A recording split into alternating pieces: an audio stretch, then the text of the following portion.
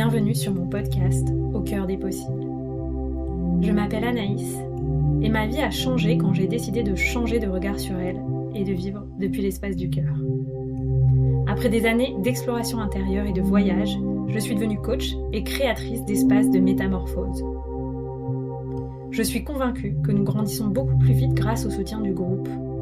Je crois profondément en la force de la communauté sur un chemin d'éveil de conscience et d'ouverture du cœur.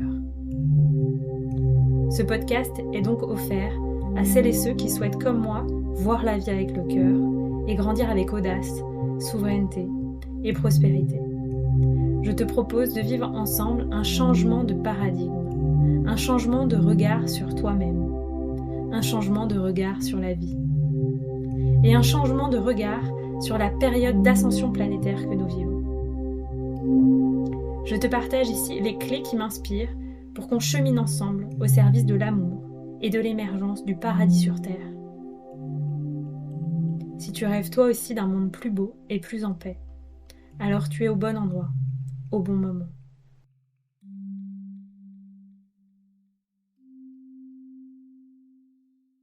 Bienvenue dans cet épisode, un épisode sur mon parcours, plus en détail puisque je vous en ai donné déjà quelques informations dans l'épisode de présentation que je vous invite à aller écouter si vous ne l'avez pas encore écouté car elle pose le cadre de notre relation à travers ce podcast.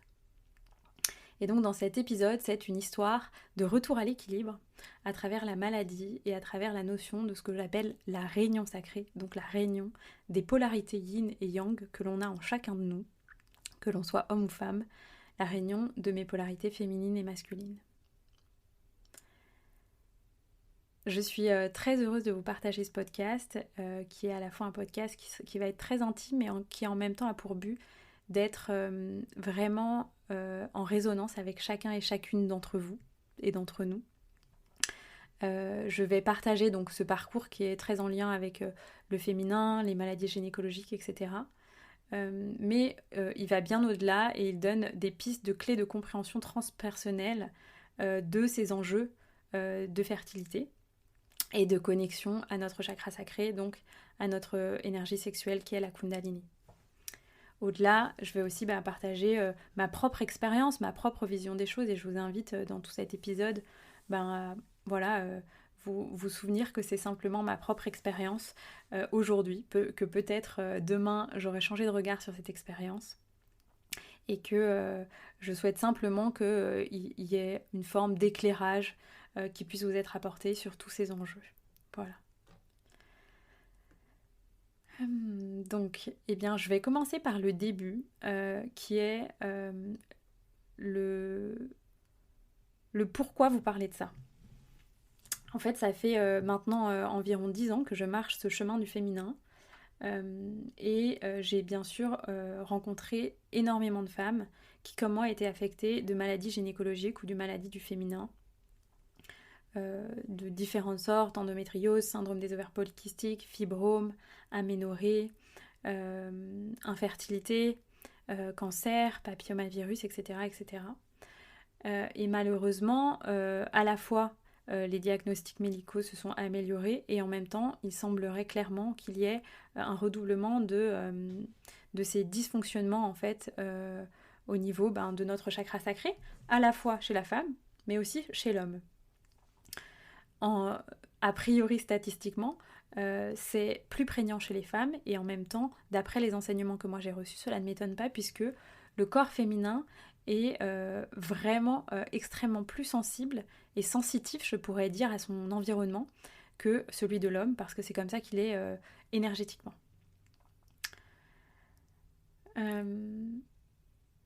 Et par rapport à justement ces statistiques, il semblerait aussi que depuis ces dernières années, ces dysfonctionnements soient vraiment en recrudescence.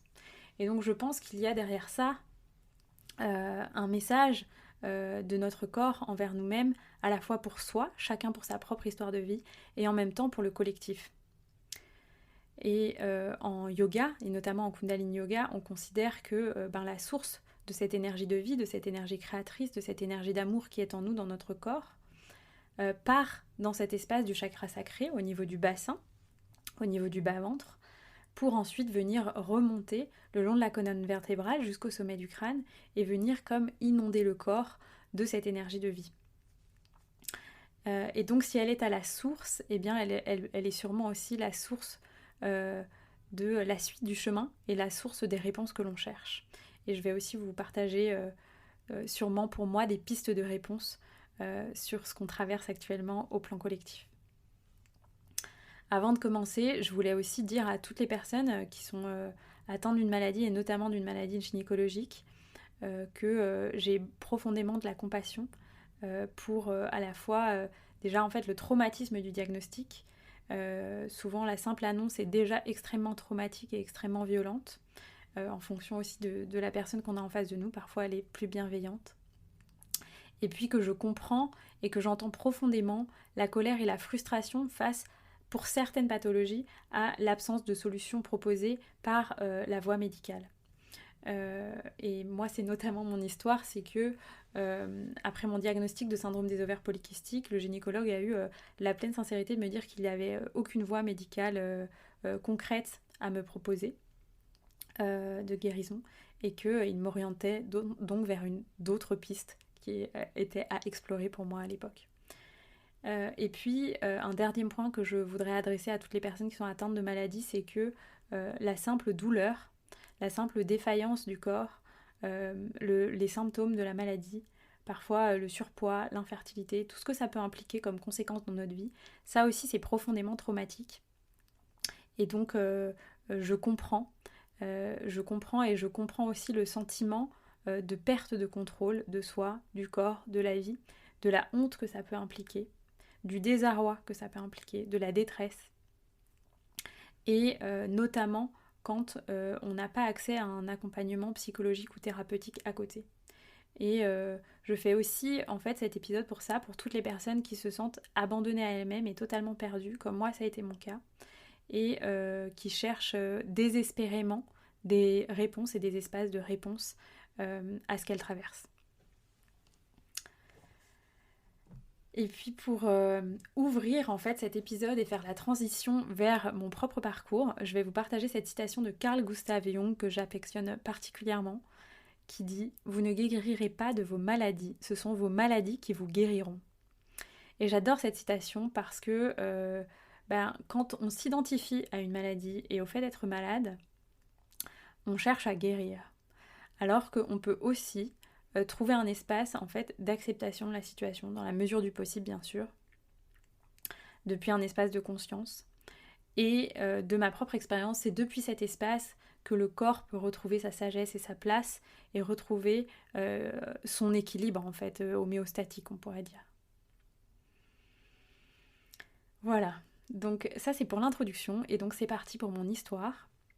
C'est une histoire qui a commencé il y a 10 ans et en réalité il y a eu des prémices quelques années avant. Elle a commencé il y a 10 ans avec le décès de ma mère d'une longue maladie, d'un cancer du sein extrêmement agressif qui avait été diagnostiqué par les médecins comme incurable. Et donc à son décès, plusieurs oncologues m'ont dit qu'il y avait un vrai risque que cette maladie soit génétique pour moi et que c'était vraiment une piste à explorer avec des examens à faire et si cette piste était confirmée, une possibilité de se faire en fait de subir une ablation des organes féminins à la fois du bas-ventre et de la poitrine.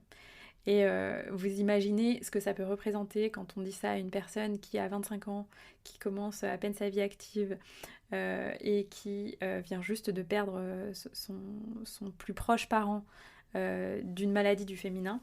C'était un diagnostic extrêmement violent et donc j'ai cherché des réponses. J'ai cherché si cette piste évoquée par les médecins était plausible pour mon entourage qui ne pouvait que mieux connaître que moi ce risque génétique. Et la piste qu'on m'a proposée à ce moment-là est une piste tout autre, c'est une piste transgénérationnelle. Et donc, j'ai dû, au fur et à mesure des années, et notamment à travers un accompagnement thérapeutique, où il y avait un accent sur la psychogénéalogie, démêler, poser des questions aux personnes encore vivantes sur ce qui s'était passé dans cette lignée au niveau du féminin. j'ai obtenu des premières réponses qui avaient l'air accessibles à plusieurs personnes. Et puis, en réalité, après plusieurs années, j'ai compris que l'histoire était tout autre. Et pendant ces plusieurs années, le chemin a continué pour moi et mon corps a continué de me montrer que j'avais vraiment besoin de mettre de la conscience dans cette énergie féminine, dans mon bassin dont j'étais déconnectée.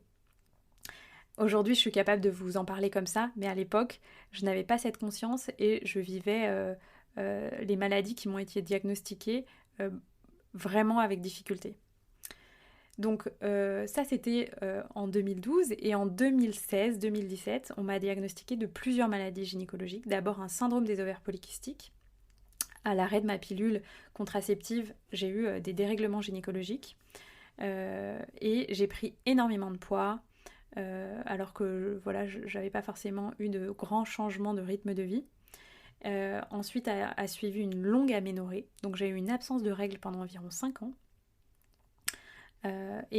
Donc ce syndrome des ovaires polykystiques, il peut être associé à une aménorrhée, il peut être associé à une prise de poids, il peut être associé à des crises d'acné, il peut être associé à une pilosité excessive, etc. Il y a différents symptômes, c'est pour ça qu'on appelle ça un syndrome, c'est que c'est quand même quelque chose de pas particulièrement balisé et qui se traduit différemment chez chaque personne.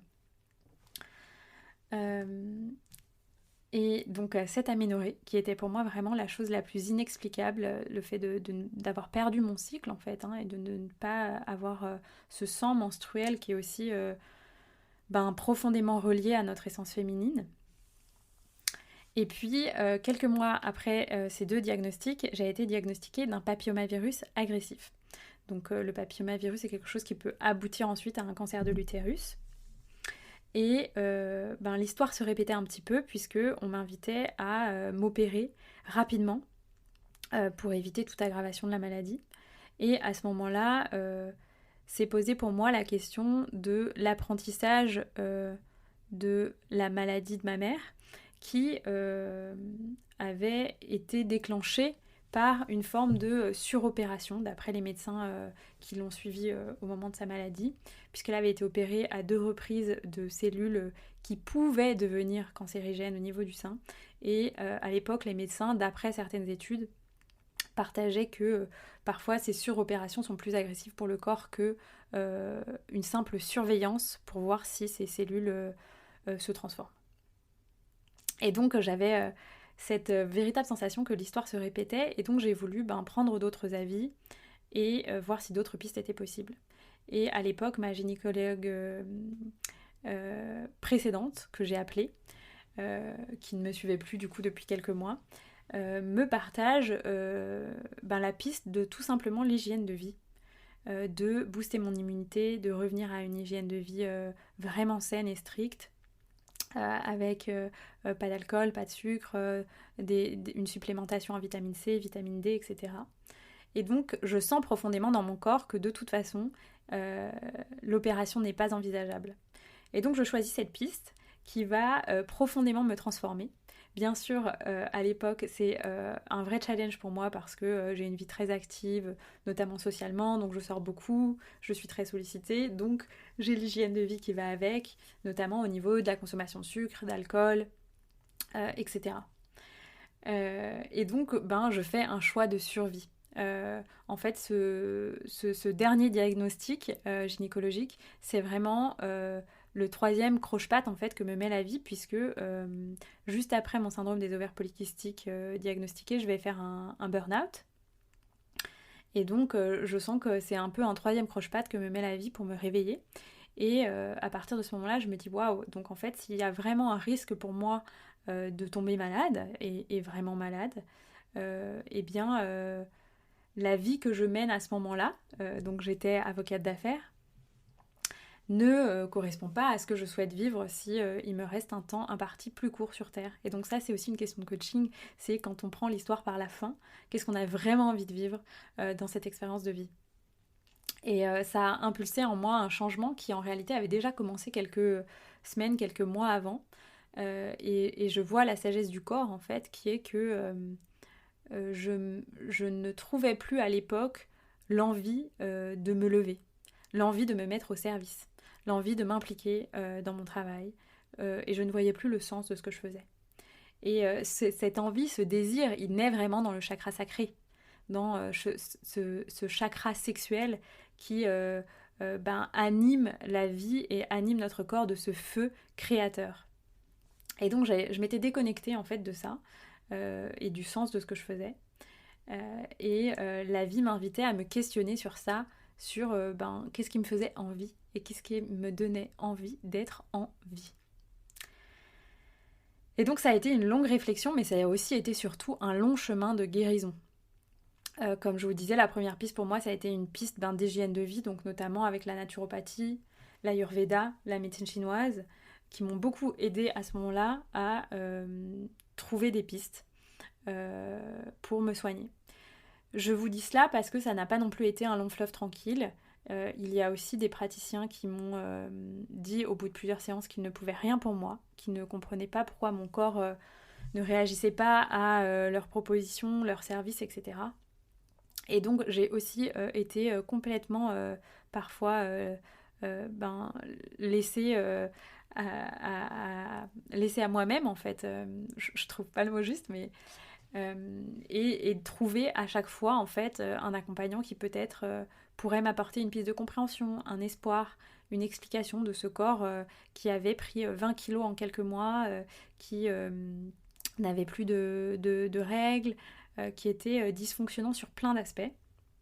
Et aujourd'hui, je le lie profondément à mon burn-out, parce qu'aujourd'hui, on sait que le stress affecte le microbiote, qui lui-même affecte profondément l'équilibre hormonal, et que tout est lié aussi des fortes doses de stress. Ça vient profondément perturber le système hormonal, notamment chez la femme, du fait de sa sensibilité.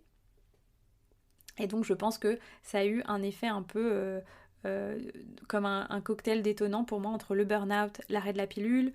Tout ça, c'est aussi superposé avec une rupture amoureuse extrêmement difficile. Et aujourd'hui, les recherches prouvent que souvent la source des burn-out, ça peut aussi être une rupture relationnelle, quelle qu'elle soit.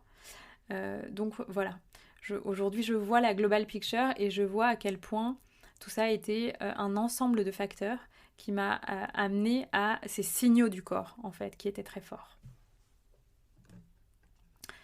Et dans cette version alchimique en fait que propose Carl Gustav Jung dans sa citation, je sens que c'est vraiment ça que j'ai vécu, puisque ce chemin qui m'a amené d'abord à explorer la piste de l'hygiène de vie, et donc en explorant la piste de l'hygiène de vie, je me suis beaucoup comme purifiée énergétiquement en fait.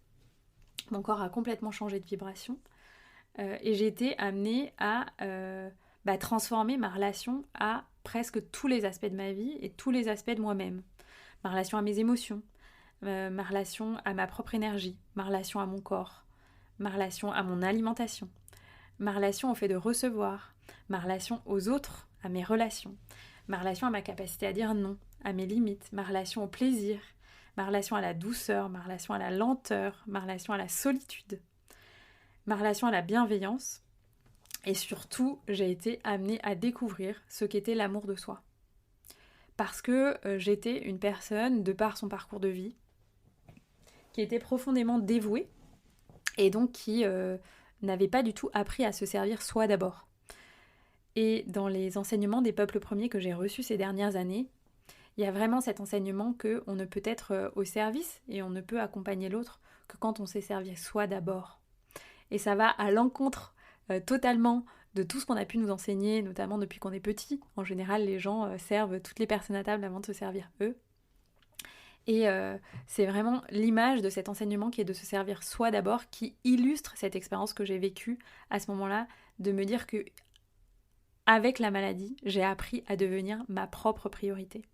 Et je sais que ça résonne pour en avoir beaucoup parlé avec des personnes qui ont aussi des parcours de signaux du corps très très forts, où en fait, à partir de ce moment-là, c'est plus négociable. C'est soit on continue vers là où on va et le corps va continuer d'envoyer des signaux de plus en plus graves, soit on change sa façon de faire. Et donc, en explorant différentes pistes, notamment le Kundalini Yoga, que j'avais rencontré quelques mois avant ce diagnostic de papillomavirus, en explorant la piste de l'aromathérapie émotionnelle, des eudionies, de la méditation vipassana, etc. En fait, ce chemin, il m'a amené à explorer tellement de choses, que il a transformé voilà, toute ma relation à mon expérience de vie. Pour autant, je m'exprime principalement aujourd'hui parce que même si j'estime qu'à un moment j'ai lâché la nécessité de guérir, de comprendre, etc., j'ai quand même été dans un peu un combat de guérison pendant environ 4-5 ans. 4 ans, je dirais. Et c'est notamment un chemin qui m'a amené d'abord à me questionner sur ma place professionnelle, comme je vous disais. Donc c'est un chemin qui m'a amené à me reconvertir, à devenir à mon tour accompagnante. Et puis c'est un chemin qui m'a aussi amené jusqu'en Inde, puisque je m'étais dit, si aucune solution ne m'est apportée en France pour guérir ce corps malade, j'irai en Inde recevoir un panchakarma. Parce que j'avais vu que quand on a des déséquilibres hormonaux très forts, un système nerveux très perturbé après un burn-out, cet accompagnement de la médecine ayurvédique, qui est un panchakarma, peut être très puissant pour venir restaurer ça. Alors aujourd'hui, sur ça, je mettrai un nota bene. Les panchakarmas sont des expériences thérapeutiques extrêmement puissantes. Elles ont besoin d'être profondément bien accompagnées et je ne pourrais que vous conseiller de consulter d'abord un médecin ayurvédique en France avant de vous rendre et de vous de vous lancer dans une expérience de panchakarma qui n'est vraiment pas adaptée à tout le monde et qui a vraiment besoin d'être précautionneusement préparée, réfléchie, etc. Aujourd'hui, les médecins ayurvédiques vous disent qu'un panchakarma, c'est vraiment en dernier recours, quand on est très malade, qu'on a une maladie chronique, etc. Donc en tout cas, moi, à l'époque, je n'avais pas cette conscience profonde des enjeux de la médecine ayurvédique et j'ai senti que c'était ça qui était juste pour moi. Et donc je suis partie en Inde recevoir ce panchakarma, qui en effet était une expérience presque d'âme en fait, de rencontre à soi extrêmement forte.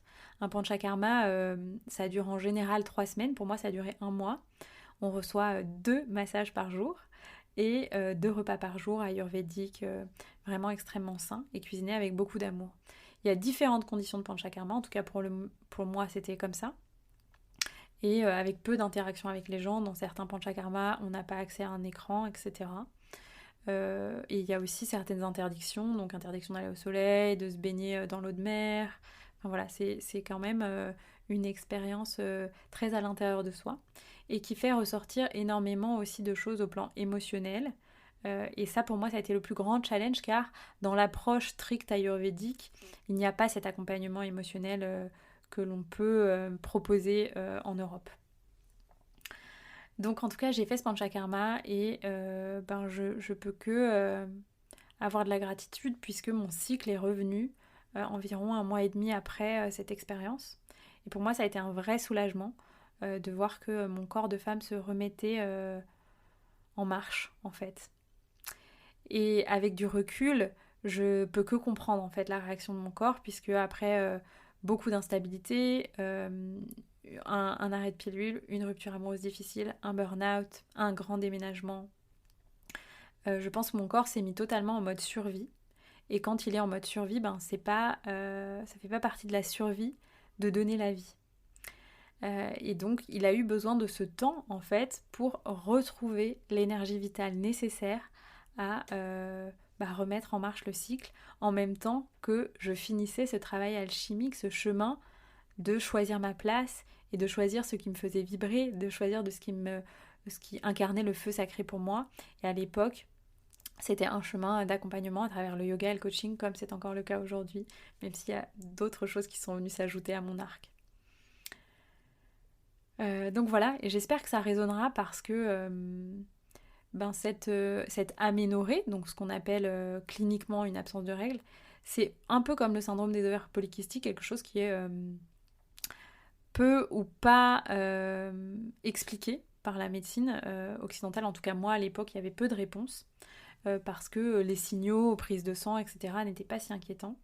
Mais en réalité, je crois que c'était vraiment un appel du corps et probablement aussi le système nerveux qui avait été beaucoup trop sollicité en fait dans les mois et les années précédentes. Et pourquoi je vous partage tout ça? Parce que sur le chemin de guérison, et ça c'est vraiment quelque chose qui peut s'adresser ben, à toute posture face à un chemin de guérison, ce qui a vraiment changé les choses pour moi, c'est d'abord une décision qui a été de revenir dans mon énergie féminine il y a un peu plus d'1 an, de revenir à l'intérieur de moi et de faire de la place pour moi dans ma vie. Et notamment de la place pour être en lien avec la nature, etc.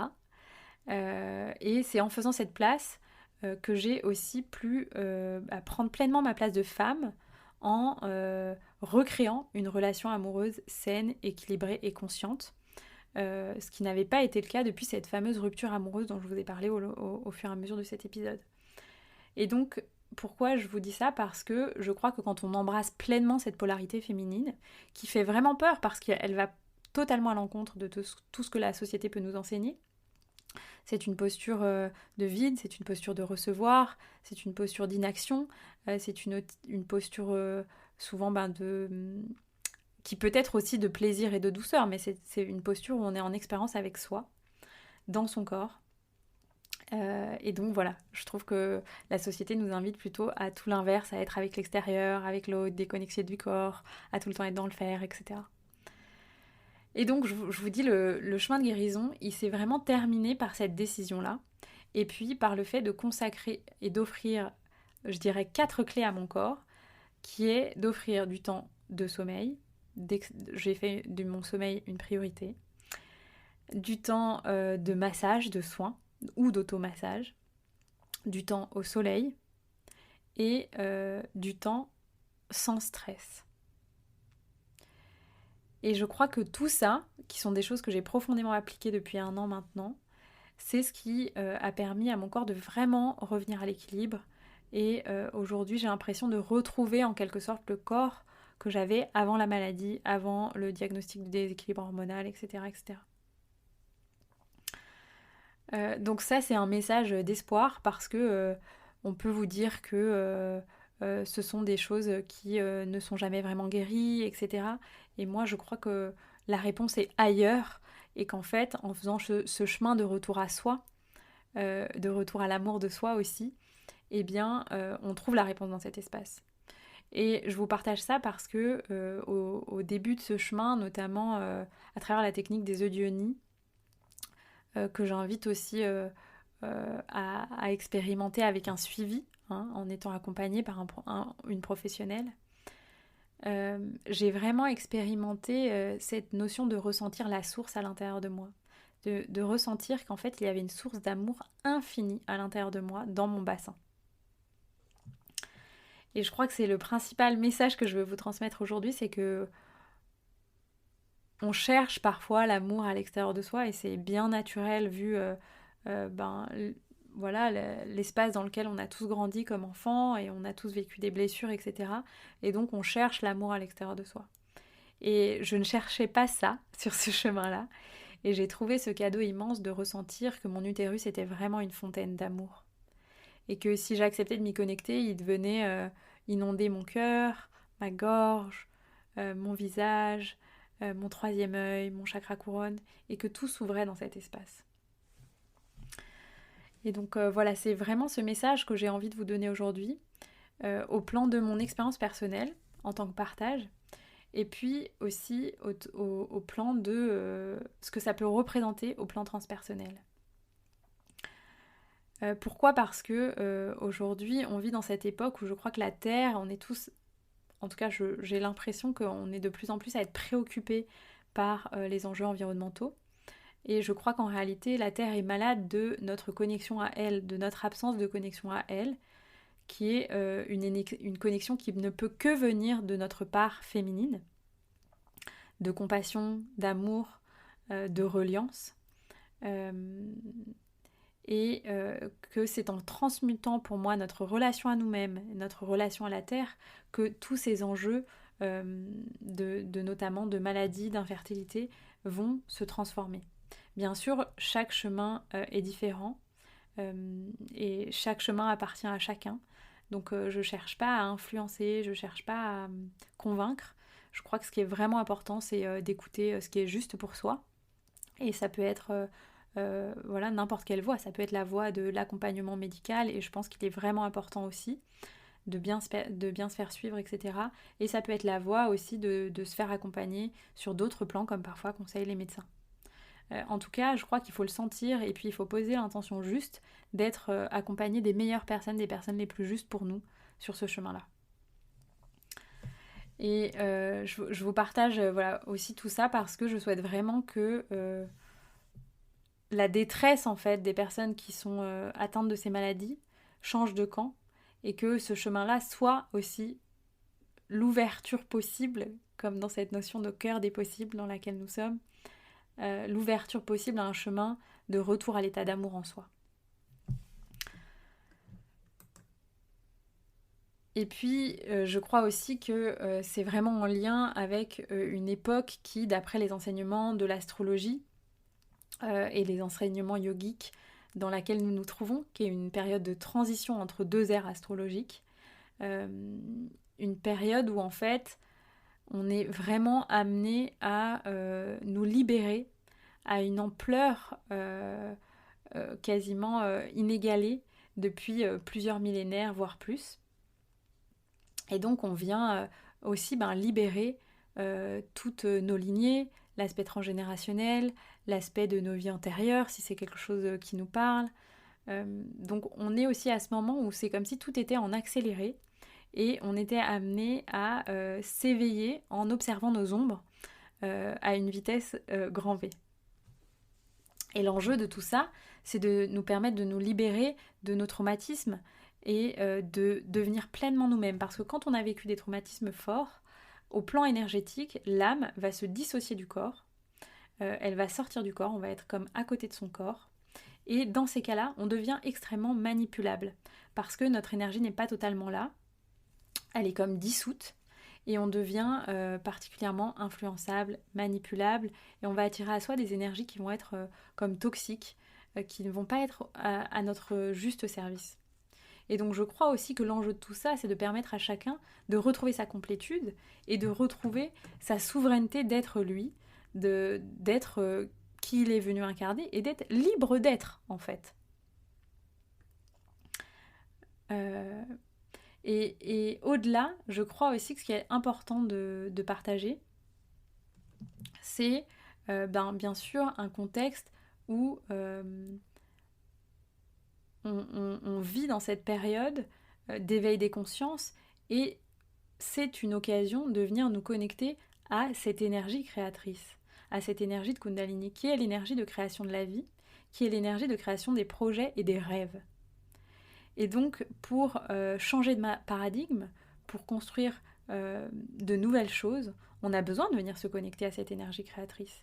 Et donc, je trouve que c'est une magnifique invitation alchimique de la vie, bien sûr en étant très, très dézoomé, avec un regard transpersonnel au plan collectif. C'est une magnifique invitation alchimique de la vie, de voir qu'elle nous invite à regarder dans nos bas-ventres, à tous et à toutes, à nous en tant que femmes, aux personnes qui s'identifient au sexe masculin, etc., etc. Pour venir opérer cette union sacrée, cet équilibre des polarités. Et aujourd'hui, je sens que après avoir beaucoup exploré l'énergie masculine dans ma vie passée, notamment en tant qu'avocate d'affaires, etc., puis ces dernières années, explorer profondément l'énergie féminine, le yin, le recevoir, l'intégration, le repos, la réceptivité, eh bien j'arrive à cet instant où l'union sacrée se fait et où je trouve le juste équilibre entre ces deux énergies. Et je sens que dans cet espace, une grande paix, un grand alignement est possible, et que c'est dans cet espace que l'on peut venir se rencontrer soi pleinement, faire des choix qui sont à notre service, des choix d'entretenir des relations d'amour conscientes avec notre entourage, des choix de se mettre aussi au service des choses qui sont justes pour nous, et de prendre profondément soin de soi en continuant de se servir soi d'abord. Voilà. c'est pour moi l'occasion de conclure cet épisode, cette invitation à vous servir vous d'abord. Chaque épisode d'Au cœur des possibles termine par souvent une invitation. Et donc moi, je vous partage aujourd'hui cette invitation. Qu'est-ce que vous allez faire dans les minutes, dans les heures ou éventuellement dans les jours qui viennent pour vous servir vous d'abord?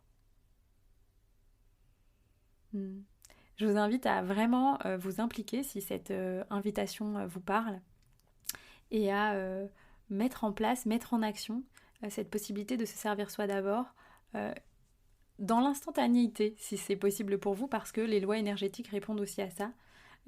Quand on honore la vie dans l'instantanéité, elle nous répond aussi dans l'instantanéité. Voilà. Je vous remercie de votre écoute, je vous remercie de votre écoute de ce parcours. C'était un épisode qui a été très, pour moi, vulnérable, parce qu'il nécessite de remonter aussi le fil du temps, le fil des épreuves de la maladie, pour moi, pour mes proches, et de toutes les émotions qui ont pu être transmutées à travers ce parcours, qui a été aussi un vrai parcours de reconnexion à qui j'étais, à mon enfant intérieur, à mes rêves. Et donc je suis aussi contente de terminer cet épisode sur cette touche qui est de vous inviter à vous reconnecter à vos rêves, parce que c'est depuis notre bas-ventre qu'on crée nos rêves.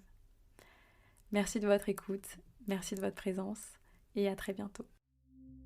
Un grand merci pour ton écoute de cet épisode et un grand merci pour ta présence au cœur des possibles. Cet épisode t'a été proposé dans le cadre de la sortie du programme The Blossoming Woman, une initiation au mystère du féminin qui va durer 4 mois, en groupe, entre femmes et en ligne.